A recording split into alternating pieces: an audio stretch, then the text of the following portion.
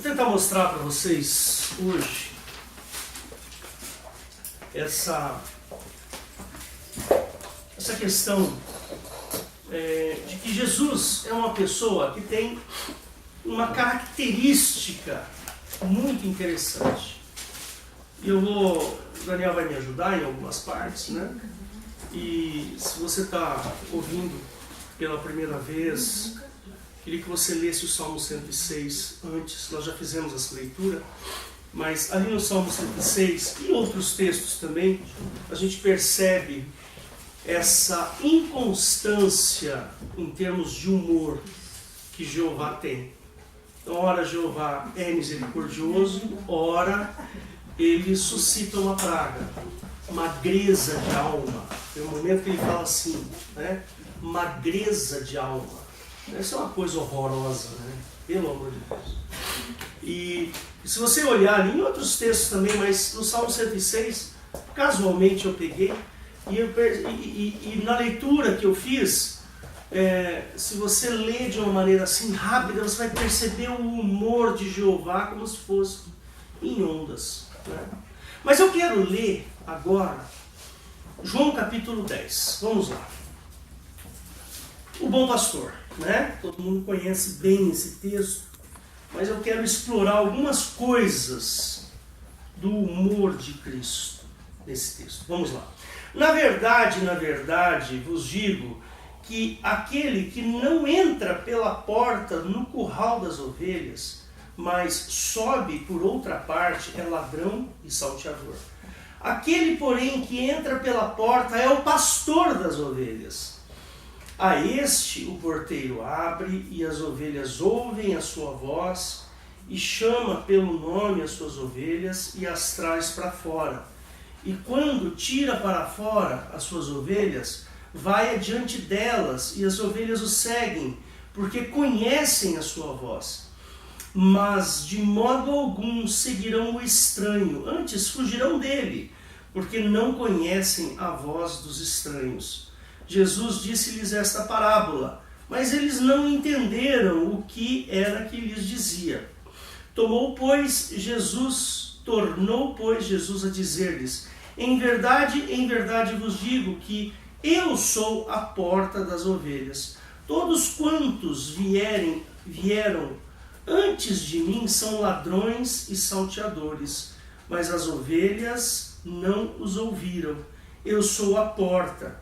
Se alguém entrar por mim, salvar-se-á, e entrará e sairá e achará pastagens. O ladrão não vem senão a roubar, a matar e a destruir. Eu vim para que tenham vida e a tenham com abundância. Eu sou o bom pastor. O bom pastor dá a vida pelas ovelhas, mas o mercenário e o que não é pastor, de quem não são as ovelhas, vê vir o lobo e deixa as ovelhas e foge, e o lobo as arrebata e dispersa as ovelhas. Ora, o mercenário foge porque é mercenário e não tem cuidado das ovelhas. Eu sou o bom pastor e conheço as minhas ovelhas, e das minhas sou conhecido. Assim como o Pai me conhece a mim, também eu conheço o Pai e dou a minha vida pelas ovelhas. Ainda tenho outras ovelhas que não são deste aprisco. Também me convém agregar estas, e elas ouvirão a minha voz, e haverá um rebanho e um pastor. Por isto o Pai me ama, porque dou a minha vida para tornar a tomá-la. Ninguém me tira de mim, mas eu de mim mesmo a dou, e tenho poder para dar, e o poder para tornar a tomá-la. Este mandamento recebi de meu Pai. Até aí, tá bom? Muito bem. O bom pastor. Todos sabemos que Jesus é o bom pastor. Todos nós. Não há dúvida. Mas eu quero explorar uma questão interessante sobre o fato de Jesus se declarar o bom pastor. Ele declara ser o bom pastor no verso 11. Dá uma olhada lá, Richard. No verso 11 ele fala: eu sou o bom pastor. Eu sou o bom pastor. ele declara isso com uma determinação muito grande. Ele fala isso de uma maneira veemente. Ele fala isso sem hesitação. Ele não é hesitante a se declarar o bom pastor. Então, essa autoridade que Jesus diz isso tem um significado para nós. E vocês já vão entender. É o meu celular que fica... Eu fico de olho aqui porque às vezes alguém quer se conectar. Olha lá, de novo. A Sueli caiu. Uai. Alguém pode me chamar? Tá aí. Dá uma olhada. Então, é engraçado que Jesus ele precisa de uma alegoria para atingir o coração de um determinado povo, de determinadas pessoas que estão ali. E que, me desculpe, são pessoas um tanto quanto carentes de uma certa quantidade de inteligência. Porque Jesus está dando uma parábola e eles não estão entendendo essa parábola. Jesus está falando uma coisa, mas não entenderam o que o Senhor quer dizer. Talvez porque naquele momento eles não tinham o hábito de falar com parábolas.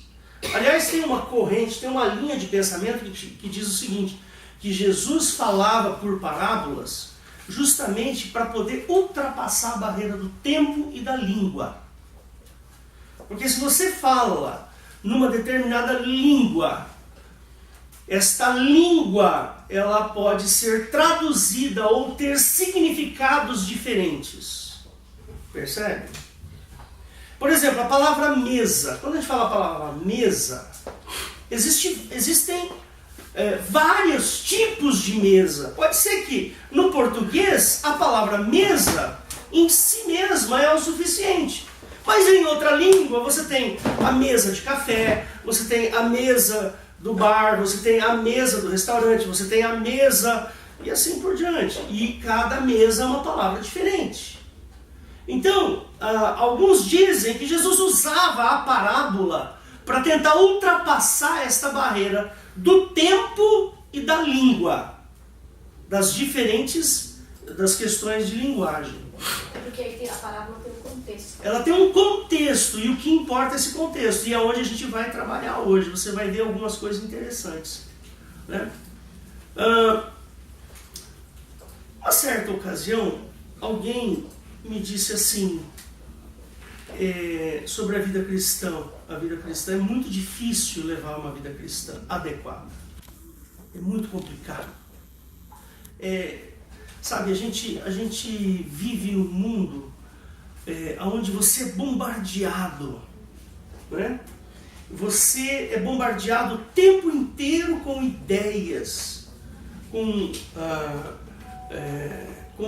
coisas que faz com que você tenha certas dúvidas a respeito da vida cristã. Deixar de pecar é a primeira questão que surge no momento que nós nos convertemos. Eu preciso deixar de pecar. Eu preciso parar de pecar. Eu sou um pecador. Mas agora eu me converti. Agora eu aceitei a Cristo. Então eu preciso parar de pecar. Eu preciso porque o cristianismo é algo que eu desejo na minha vida. Eu quero. Eu sinto que o cristianismo é o correto a ser feito. Mas existe a questão da minha carne, a questão da minha constituição. Percebe? O povo judeu, ele era um povo frágil, extremamente frágil. Por que frágil? No sentido emocional. Porque o Deus Jeová, esse que nós lemos em Salmo 106, ele era uma montanha russa de sensações. Uma hora ele estava muito nervoso, outra hora ele estava mais tranquilo, ele estava até descansando. Aí depois ele ficava nervoso de novo, aí ele se arrependia, se lembrava da misericórdia.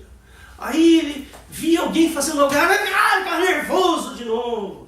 E assim vai. Tá? Depende de Jeová. Sabe, Jeová era um Deus, lá no Velho Testamento, um Deus que oscilava de humor excessivamente. É diferente de Cristo. Cristo ele dá uma autoridade. Ele fala, eu sou o bom pastor. Aqueles que vêm a mim conhecem minha voz. E eu dou a vida por elas, pelas ovelhas. Ninguém tinha dado a vida por ninguém no Velho Testamento. Amor incondicional, não depende da minha condição. Isso, exatamente. É um amor incondicional. Lá no Velho Testamento, não. Jeová ama aqueles que obedecem e atormenta aqueles que o desobedecem. Eu nunca vi no Novo Testamento, desculpa, nunca vi isso. No Velho Testamento, Jesus dizendo assim, olha, se você não me amar, eu vou te perseguir. Mas se você me amar, eu vou te dar o céu. Jesus falou assim, não, vinde a mim aqueles que estáis cansados e oprimidos, eu vos aliviarei. Essa é a proposta de Cristo. Alívio, não é tormento. Mas continuando. Como é possível deixar o pecado, uma vez que eu sou bombardeado diariamente e constantemente com sugestões diabólicas e mundanas? Essa é a pergunta que nós vamos responder lá no final. A última coisa que eu vou falar vai ser responder essa pergunta aqui. Então, existe uma fragilidade em nós. Existia uma fragilidade no Velho Testamento. O povo judeu, ele precisava, presta bem atenção, cumprir a lei para se sentir fortalecido. Se ele não cumprisse a lei, que está lá no Velho Testamento, ele certamente seria perseguido de Jeová. Então, era uma questão assim, ou você me obedece, ou eu te arrebento. Deu para entender? Se você ficar perto de mim, está tudo bem. Agora, se você ficar longe de mim, eu vou te perseguir. Essa é a ideia do Velho Testamento. A ideia da condenação.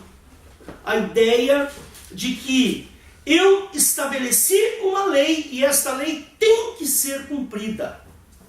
Presta bem atenção no que eu vou falar agora. Na nossa origem, nós carregamos o peso de uma criação com a intenção de ser levado para o inferno. Sabe o que está escrito no seu DNA? O seu DNA está escrito assim, você vai para o inferno. Encomendado para o inferno. Encomendado a Satanás. É o que está escrito no seu DNA. Você está entendendo? Lá dentro, na sua origem, está escrito assim, vá para o inferno. É exatamente isso que Jeová fez. Quando ele falou assim, façamos o homem a nossa imagem e semelhança. E lá na frente, vamos lá um pouquinho mais, lá no capítulo 3, Gênesis, ele fala assim, vamos tirar o homem daqui para que ele não tenha acesso à árvore da vida, porque ele é como um de nós. Quando ele diz assim, o homem é como um de nós, significa assim, o homem é mau, ele não pode comer a árvore da vida. Deu para entender? É isso que está escrito no texto. Então, Jesus precisava modificar a maneira de comunicar as coisas do Pai para o povo. Por isso que ele usava dessa alegoria, e você pode ver, a maior parte das alegorias que Jesus promove, que ele propõe, são alegorias amorosas. Percebe? Por que são alegorias amorosas? Porque o povo estava cheio de ódio. Ódio de quem? Ódio do Deus Jeová. Aquele que incitava o povo. Aquele que tinha o humor sobe e desce. Jesus precisava reverter esse contexto. Percebe? Ele precisava inverter o coração do homem. O homem estava cansado de ser massacrado, de ser ameaçado. Você não cumpriu a lei, você tem que cumprir o sábado, você tem não sei o quê, você tem isso, você tem que fazer aquilo. São 613 leis, é isso? São 613 leis que tem no Velho Testamento, que se você não cumprir, você vai para o inferno, você morre. Você não vai ter herança. Você vai se encher de pústulas. Você vai se encher de doenças. E você vai ficar pobre. E as suas ovelhas não vão se multiplicar. Percebe? É assim no Velho Testamento. E quando Jesus dá uma parábola, ele sempre dá uma parábola que tem certeza e amor. Por quê? Porque o homem precisa ouvir isso. Ele precisa ter segurança. Mas por que ele precisa ter segurança? Ele precisa ter segurança porque a carne dele está escrito: vá para o inferno. Você não pode acessar a árvore da vida. Você é igual a Jeová. Você é igual ao Deus do Velho Testamento. Façamos o homem a nossa imagem e semelhança. Depois que ele comeu, ele diz o seguinte: agora ele é como um de nós. Vamos cortar o acesso dele à árvore da vida. Você está destinado a ir para o inferno. O homem não tem outro caminho que seja o inferno. Mas Jesus reverte essa. Ele vai lá e dá uma solução extremamente fácil, simples e engenhosa. Percebe? Então Jesus precisava reverter esse contexto e fez isso. Porém, convencer o homem que ele é o reversor é que fundamentou a fazer essa associação ovelha-pastor. Percebe? Jesus estava passando a seguinte mensagem: olha, você está destinado ao inferno, mas eu sou pastor. Eu posso te levar para boas pastagens. Eu sou amoroso. O bom pastor é aquele que ama as suas ovelhas, dá a vida por elas, as tira do aprisco e leva para se alimentar em lugar seguro. Então Jesus fez essa associação pastor-ovelha. Por quê? Porque o pastor é aquele que tem cheiro de ovelha. Se você for olhar na história e você vê mesmo uma pessoa que trabalha numa fazenda, que cuida do gado, por exemplo, eu lembro lá quando meu pai tinha um sítio lá no interior do estado de São Paulo, em São José do Rio Preto. O meu pai tinha lá uns 80, 90, acho que teve até um pouco mais do que isso, de gado, de vaca. Ele tinha lá. Até ter uma seca absurda e acabou perdendo quase tudo. Mas era engraçado, porque tinha o seu Isaías, que era um funcionário do meu pai, né, que morava lá dentro do sítio, né, e quando ele ia até o curral das vacas, né, ele conhecia todas elas.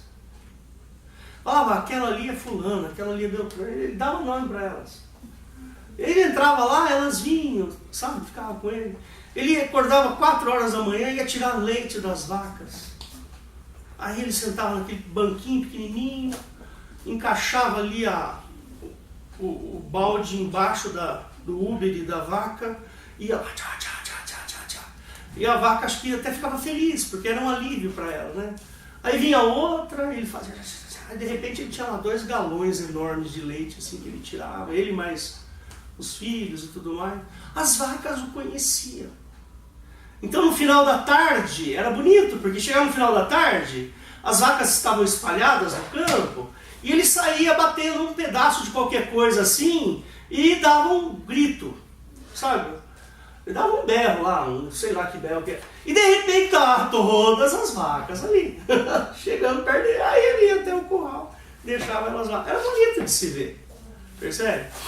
Até elas se acostumarem e tal, e de repente elas já estavam fazendo. Ou seja, o seu Isaías, ele cheirava a vaca. Ele fedia a vaca, no sentido bom, né? O pastor de ovelhas, ele é assim. Se tiver por exemplo, tem um arbusto que dá lá no meio do pasto, é um arbusto que dá uma espécie de uma frutinha pequenininha assim, amarela. Se a vaca come aquela frutinha amarela, ela morre, dá uma intoxicação alimentar. Tem até jeito de você curar e tudo bem. Qual era a preocupação do seu Isaías? Sair no pasto para ver se não tinha aquela erva no pasto. Percebe? É interessante. Então toda vez que ele achava um arbusto daquele que tinha aquela frutinha, que eu não me lembro o nome daquela frutinha, ele arrancava, tal, tinha todo o cuidado para a vaca não chegar perto dela, porque elas comem mesmo. Comia tudo. Entendeu? E o pastor é assim. O pastor, ele fala, as ovelhas ouvem.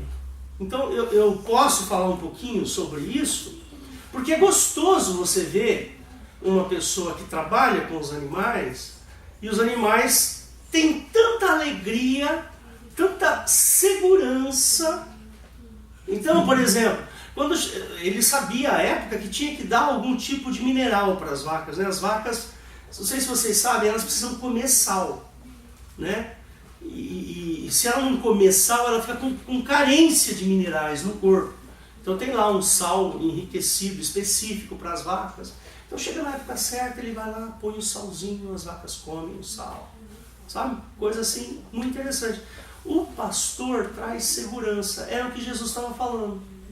Ele falou assim, nesse texto, ele estava falando assim, olha, eu vim por causa de vocês. E eu vim para trazer segurança.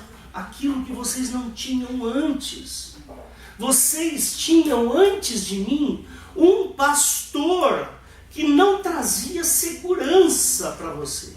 E eu vim para te trazer segurança. Eu vim porque você precisa de alguém para te conduzir para o caminho correto. A ovelha, ela é um animal simples. Ela é um animal de comportamento sensível, dócil. A vaca é assim também. Se você tratar mal uma vaca, se você, por exemplo, colocar um rock para ela ouvir de manhã, ela não dá leite. Sério? Você sabia disso? Sabia. Se você colocar uma música, um barulho, uma música perturbadora, ela não dá leite.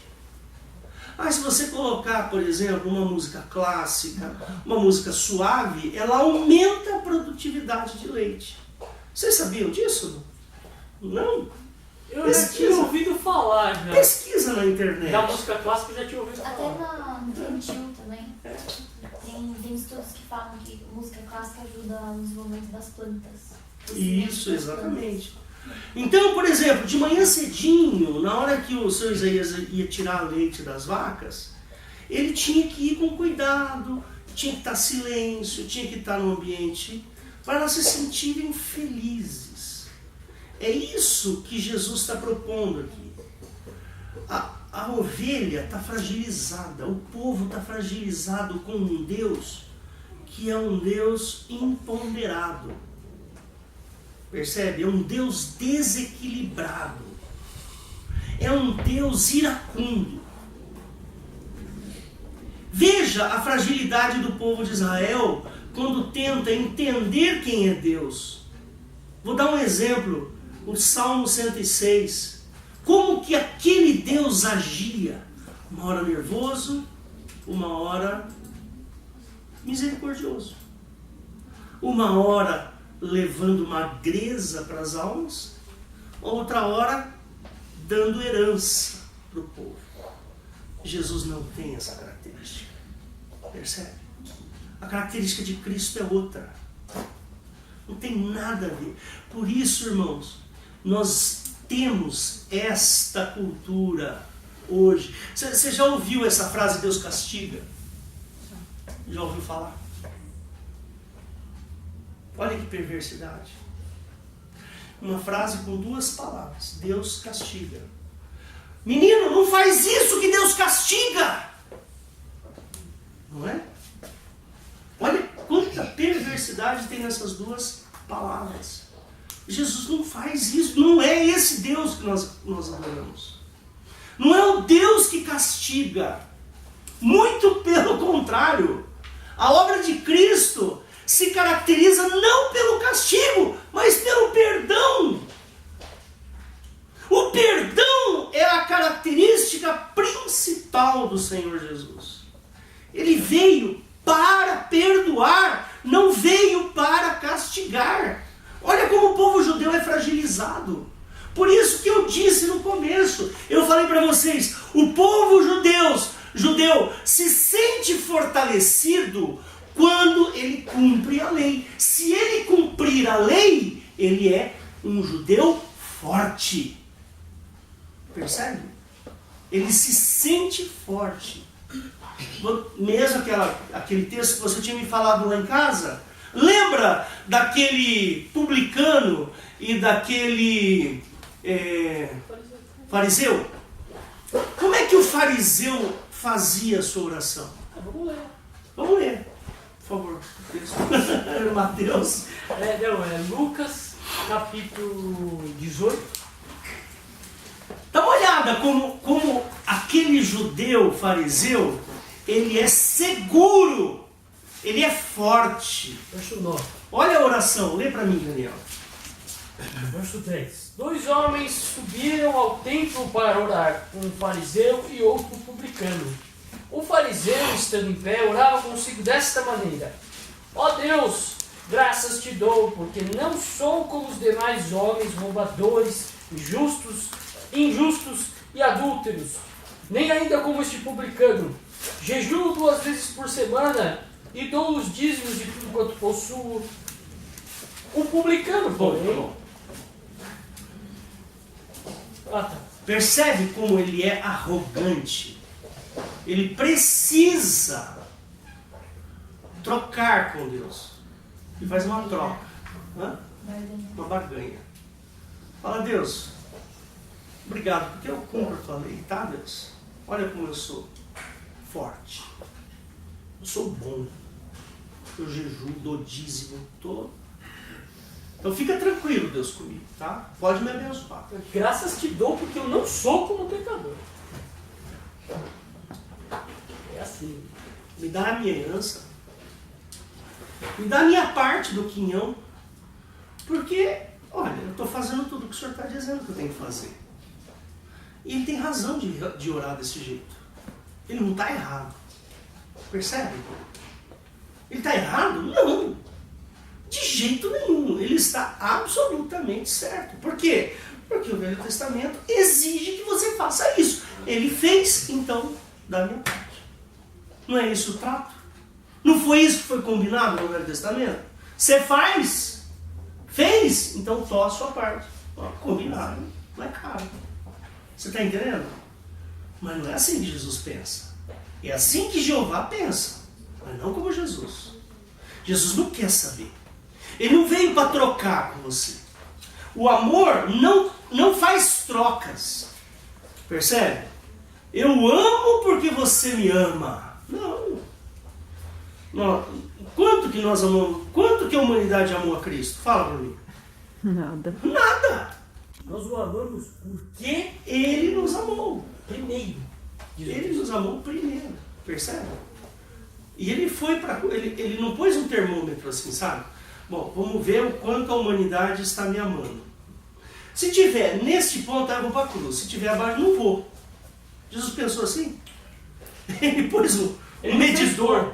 Não fez conta, né? Ele falou assim, bom, olha, aqui eu tenho 60% da humanidade me ama. Então tudo bem, então eu vou para a cruz, porque 60% me ama. Ah, não, peraí, deixa eu ver agora. Ah, não, agora está em 30%. Então não vou, não. Para que eu vou na cruz se só 30% me ama? Pensa bem. Percebe? Então, aquele fariseu, ao orar, ele estava correto. Mas não era a maneira como Jesus gostaria. Por isso que Jesus falou assim, quem é que foi justificado? Foi aquele que reconheceu o pecado. Aquele que estava indignado consigo mesmo por não ter tido condições de cumprir o prometido, ou o tratado, o combinado, e assim por diante. Vocês estão entendendo a fragilidade do povo judeu? Por que que o povo judeu precisa de uma parábola pastor-ovelha?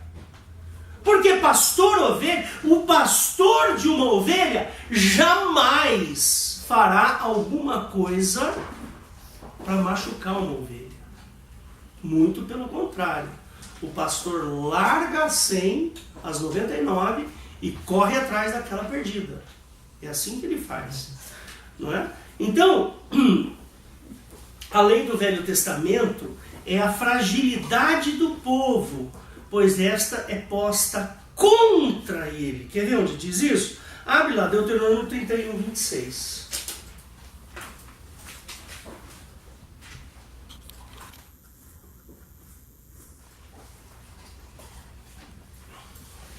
Abriu? Sim. Lê para mim, Daniel. Esse texto aí é um pouquinho difícil de entender, mas se a gente pegar uma outra tradução, a gente entende ele com facilidade. Leia. Tomai este livro da lei e ponde-o ao lado da arca da aliança do Senhor vosso Deus, Jeová, para que ali esteja por testemunha contra ti. Não é a favor de ti, é contra. Contra significa assim, a lei diz, não matarás, aí você matou. Então a lei, o que ela fala? Quem mata, morre. É testemunho contra. É diferente de Cristo. Cristo fala assim, não matarás, aí você matou. Aí você se arrepende e Cristo fala assim, vem aqui no meu colo, filho. Estou dando um exemplo absurdo, né? Mas Jesus fala assim, olha, ama o teu próximo como eu te amei, eu não consigo, aí eu me arrependo. Aí Jesus fala assim, peraí que eu vou te dar mais condições para você amar o seu próximo. Percebe? Esse é o jeito de Cristo trabalhar. Né? A lei ela é pesada, ela é custosa, causa temor ao povo. Se você não cumprir a lei, você é amaldiçoado. Vão crescer pústulas em você. Você vai apodrecer vivo. É assim que a lei fala. Sabe o que vai acontecer? Você é imundo. O anjo da morte vai te pegar. É assim que a lei trata. Cristo não. Cristo fala assim, os meus mandamentos não são pesados. Abra lá 1 João 5,3.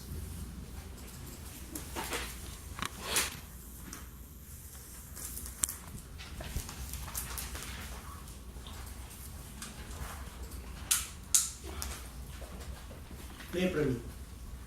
Porque este é o amor de Deus, que guardemos os seus mandamentos, e os seus mandamentos não são pesados. A lei determina maldição, se você olho por olho, dente por dente. Entendeu? Olho por olho, mão por mão. Percebe? E aí vai. Então, eu queria que você entendesse o seguinte. Nós temos esta carga. Nós temos a carga do Deus castiga na nossa vida. Percebe? Deus castiga. Poxa vida, Jesus, eu não consegui. Eu tinha feito um propósito, Jesus, de não pecar contra ti, mas eu pequei. Desculpa, Jesus. Jesus vai te castigar por isso? Não. Você me perdoa, Jesus? Perdoa. Então, esta ideia de que Deus castiga remonta ao Velho Testamento. Por isso que Jesus trata como ovelha, pastor-ovelha. Uma vez eu fui questionado sobre decisões erradas que nós tomamos no passado e as suas consequências, como sendo maldições. Nós precisamos aqui, irmãos, fazer o seguinte, nós precisamos combinar o seguinte. Jesus perdoa os nossos pecados, é assim que Ele nos trata, Ele nos ama, mas aquilo que nós fizemos no nosso passado, ficou no passado e a gente não tem como voltar no passado, percebe? Não existe uma maquininha do tempo que você pode voltar e consertar o seu erro. Mas isso não significa que você não tenha sido perdoado. Muita gente, ou algumas pessoas, não diria muita gente, mas tem gente que pensa assim, eu me converti, pronto, acabaram os seus problemas. Eu aceitei a Cristo, pronto, uma vez Eu estava lá na casa do Sidney, lembra disso? Tinha uma menina chamada Ludmilla. Ludmilla. A Ludmilla tinha se convertido e estava feliz da vida, papapá, não sei o quê. Aí o dia que eu falei isso, ela falou, não, mas eu me converti, meu passado... Não, irmãos, você não tem como se desvencilhar do seu passado. Percebe? Você não tem. Se você foi um ladrão no passado, você não, tudo bem, você aceitou Jesus, mas você mudou de vida. Mas lá no passado está escrito, você foi ladrão. Deu para entender? Se você foi um mentiroso no passado, hoje você se converteu e não fala mais mentiras, não significa que lá no passado foi consertado. Não, o passado é passado, acabou. Tá? Por isso que Jesus fala, né, que a gente deve considerar a partir de hoje a nossa vida. Nós vamos construir a nossa vida a partir de agora. Né? Por exemplo, se eu cometi erros no meu passado, então hoje eu não os cometerei mais. Por isso que eu ensino para os jovens, ensinei isso para os meus filhos. Né? Construa um bom passado. Porque senão hoje você pode sofrer as consequências do seu passado, Exatamente. mesmo estando convertido. Mesmo estando convertido. Não foi isso que eu ensinei para você, Daniel. Daniel, tenha orgulho do seu passado. Construa um bom passado. Tá certo? Falei isso para o Daniel, para a Raquel, para a Esther. Então, irmãos, o meu não tem jeito, o meu já foi. As coisas erradas que eu fiz já ficaram lá atrás, há 40, 50 anos atrás. O importante é tomar cuidado com as decisões que você toma hoje, porque as decisões que você Elas serão toma passadas. hoje, elas um dia vão ser um passado. Então, sempre aquilo que você vai fazer, pensa, isso vai ser passado um dia. Eu vou estar distante dessa decisão. Exatamente. E eu não vou mais poder mudá-la. Exatamente. E foi justamente o que aconteceu com Dimas, né, na cruz, porque é comprovado que ele já conhecia Jesus, tanto assim que todo mundo achava que Jesus ia morrer, e ele sabia que Jesus tinha um outro reino, que nem os discípulos sabiam. Nem os discípulos sabiam. Então, e o que acontece? Dimas estava, apesar de convertido na cruz, saber que Jesus Ele era transformou, ladrão, ele era ladrão. e ele era ladrão, ele teve que pagar por isso. Exatamente. Não, e o Né? outro ladrão ainda fala assim, ele ainda fala alguma coisa lá, e o bom ladrão, o Dimas, ele fala, nós não fizemos nada, aliás, Ele não fez ele nada. não fez nada para estar aqui, nós, porém, estamos pagando pelo que nós fizemos. Quer dizer, ele estava cumprindo a lei dos homens. E outra, ele estava declarando que conhecia Jesus, ele não fez nada. Eu sei, eu estava lá. Esse é o outro argumento. Esse é outro argumento. Eu estava lá, eu vi esse Jesus, eu vi que ele não fez nada porque ele está aqui. Então, É assim, né? a conversão não nos isenta de acertar as contas de más escolhas. Mas que escolhas que nós Não fizemos. sei colocar. Mas o que Deus é tão bom, irmã. Mas Deus é tão bom que ele atenua. Sabe? Ele atenua. Ele nos dá o poder da fé. O Percebe? próprio ladrão. Ele falou assim, Senhor, lembra-te de mim quando entrares no paraíso. Ele atenuou. Quer dizer, ele sabia que ele estava em maus lençóis, que ele ia morrer, Ele ia morrer. mas ele sabia que ele tinha uma esperança com Cristo. Exatamente. Então, às vezes, nós cometemos erros no nosso passado. Fizemos coisas erradas lá? Fizemos. Estamos pagando as consequências hoje? Estamos. Mas a gente ainda pode se ajoelhar para Deus e falar, Deus, me ajuda nisso, Deus. Eu errei no passado, estou pagando, mas Deus, atenua, diminui o sofrimento, me ajuda. A gente ainda pode fazer isso, irmão. Percebe? Apesar de que a gente tem que pagar, não tem como. Mas Deus pode atenuar, Deus pode ir lá e falar assim, tá bom, filho, vou te tirar um pouco do seu sofrimento. E Ele vai lá e nos ajuda. Então, irmãos, é importante a gente pensar nisso, né? O cristianismo não trabalha com maldição, irmãos. Não existe maldição para você. Percebe? Não existe. Não existe maldição porque você não falou a paz do Senhor, irmã. Não existe maldição porque você, puxa, estava duro, não deu dízimo, né? Aliás, que a gente nem pede dízimo aqui. Percebe? Não existe maldição porque você não orou antes de dormir. Percebe? Não existe maldição porque você fez isso ou fez aquilo. Não tem maldição, irmãos. Cristo levou nossas maldições. Não existe. O que existe é consequência dos nossos erros. E mesmo assim, nós podemos ainda pedir para Deus aliviar. Ele mesmo falou: vinde a mim, vós que estáis cansados e oprimidos. Quem é que oprime? Quem é que cansa? Eu estou oprimido porque eu errei. Eu estou oprimido porque eu fiz uma maldade no passado. Eu cometi um crime. Ou eu fiz algo muito ruim. Eu estou oprimido. Vinde a mim, você que está oprimido. Você fez besteira no passado? Então vinde a Cristo. Ele pode aliviar esse peso. Percebe? Então, o cristianismo não trabalha com maldição. O cristianismo trabalha com perdão. Percebe? É diferente. No judaísmo, o judaísmo trabalha com maldição. O cristianismo trabalha com perdão. No judaísmo, você vai lá e cumpre a lei e ganha grana. Você está entendendo? No judaísmo, quem cumpre a lei ganha herança financeira. Sabia disso? Multiplicarei. Você lembra de Jó?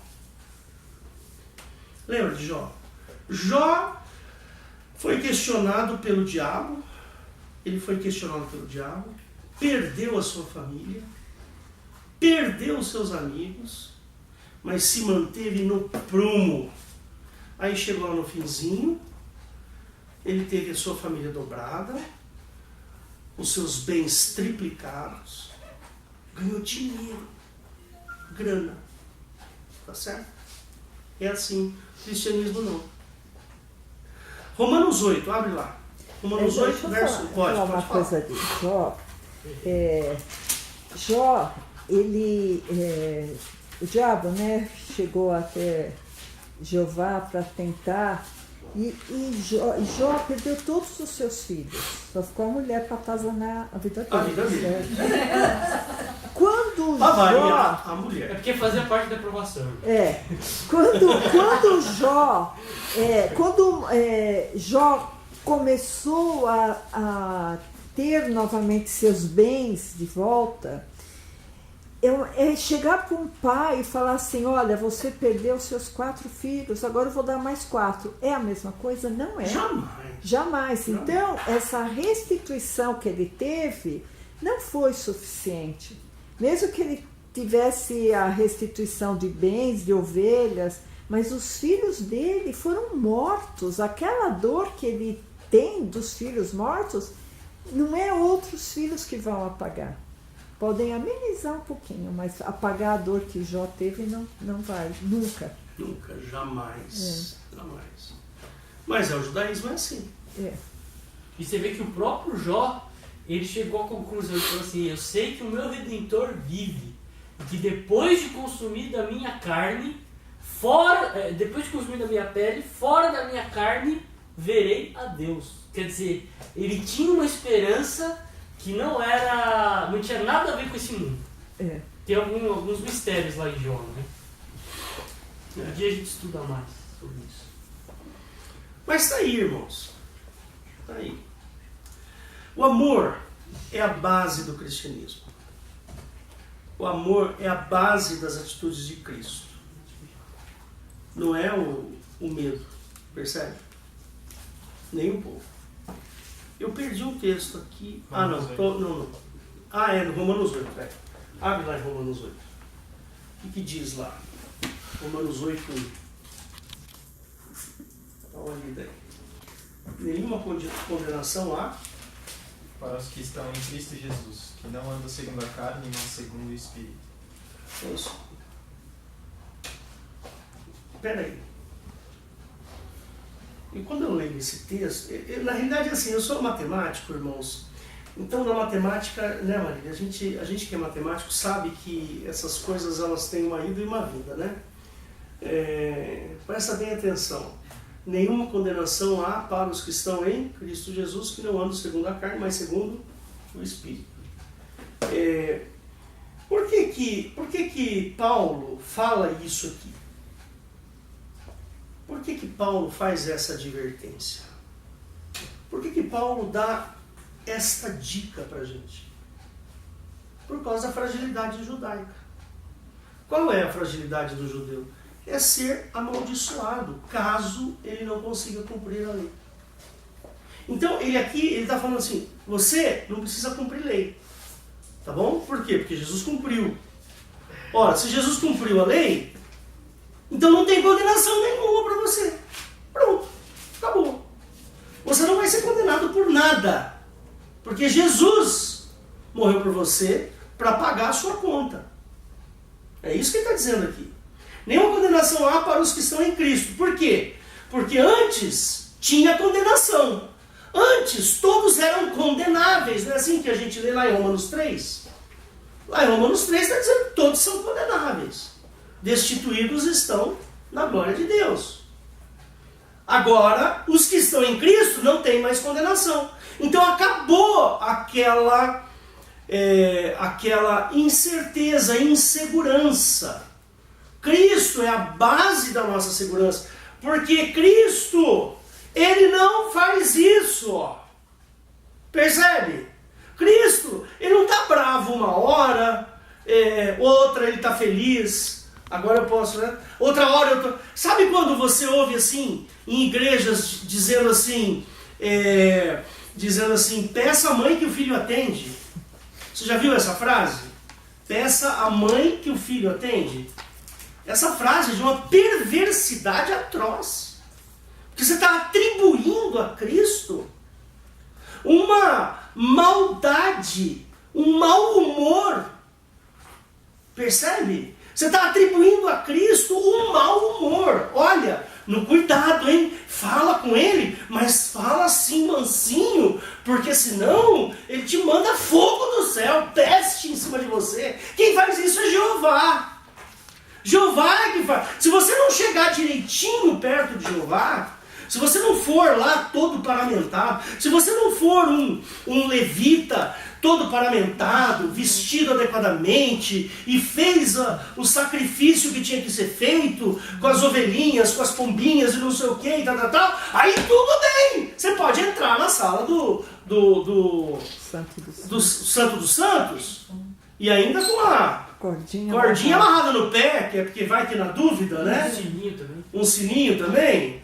Aí você pode. Por quê? Porque você aplacou a ira daquele Deus. Você foi lá e falou assim, olha, eu tô certinho, eu tô bonitinho, olha meu carro, como eu tô cheirosinho, dá uma olhada. O mérito é meu. O mérito é meu, tá vendo? Não é de Cristo. Percebe? Jesus não é assim, irmãos. Então você não tem que pedir pra mãe que o filho atende. O filho é muito nervoso, muito bravo. E a mãe é sempre assim, misericordiosa, boazinha, né?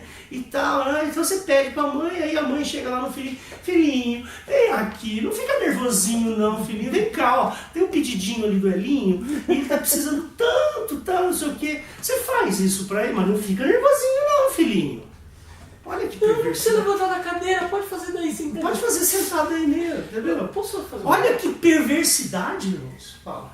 Não, você tá falando dessa questão aí do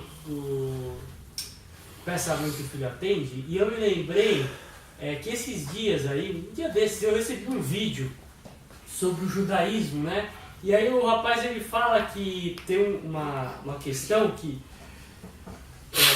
os cristãos colocam, os cristãos dizem que Jesus Cristo é o mediador entre Deus e os homens, né? Aí ele falou assim, mas no judaísmo não tem mediador entre Deus e os homens, ele disse. Os homens se relacionam com Deus diretamente, não tem mediador entre Deus e os homens. Mas os cristãos, eles precisam de um mediador, e é isso que não combina na doutrina judaica com a doutrina cristã. Isso um rabinão falando, sabe? Aí eu comecei a pensar exatamente nisso, eu fiquei pensando, não, peraí, mas como que não precisa de mediador entre Deus e os homens, se por exemplo, o povo judeu lá em Êxodo precisava de Moisés para consultar? Tem várias passagens nesse aspecto. Várias passagens que são assim. Aí, eu fui dar uma olhada, porque eu lembrei que 1 Timóteo capítulo 2, põe aí, Richard, 1 Timóteo 2,4, ele diz assim, desculpa, 5, porque há um só mediador entre Deus e os homens, Jesus Cristo, homem. Então, peraí, vamos lá. Lá no judaísmo, o mediador entre o judeu e Jeová era o sacerdote. Moisés, depois foi Arão, depois os filhos de Arão e assim por diante. Agora, quando a gente trata de cristianismo, Jesus Cristo, homem, é o mediador. E o Jesus Cristo, homem, pasmem, morreu! Ele morreu e ressuscitou. Abre lá, Hebreus capítulo 10, versículo 19.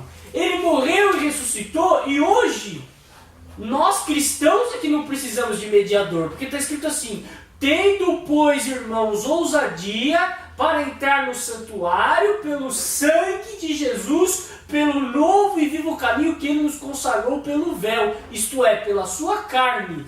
Então você veja, você não precisa, para você se chegar a Deus Pai, não é um novo sacrifício que tem que ser feito. Não, o sacrifício já foi feito. O pecado já foi perdoado. Você já tem livre acesso a Deus, percebe? O que as pessoas confundem é que existe um Cristo antes da morte e um Cristo depois da ressurreição. E o Jesus Cristo, homem, que é o mediador, ele que limpou o caminho para que a gente chegasse a Deus. E quando ele subiu, ele deixou o Espírito Santo no lugar dele. E ele deixou o Espírito Santo. Mas não existe mais mediação. Veja, nós temos livre acesso a Deus.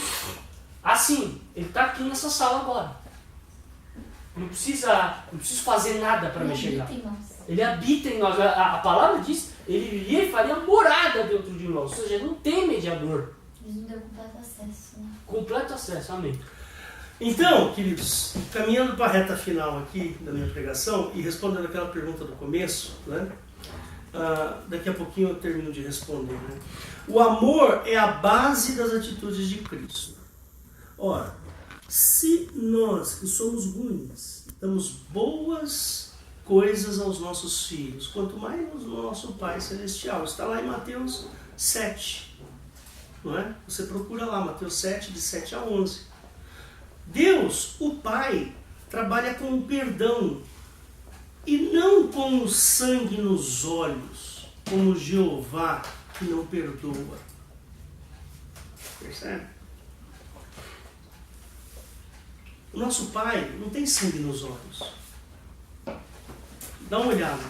Ele visita, né, a maldade dos pais nos filhos até a 3ª e 4ª geração. Jeová faz isso. Tem sangue nos olhos. Percebe? Você cometeu um pecado, Wilson? Eu vou pegar a sua filha, a sua neta, a sua bisneta e a sua tataraneta e elas vão sofrer por causa do seu pecado. Entendeu? É assim que ele trata. Abre lá, Números 14, 18. Por favor. Olha só como Jeová é bonzinho, como ele é misericordioso.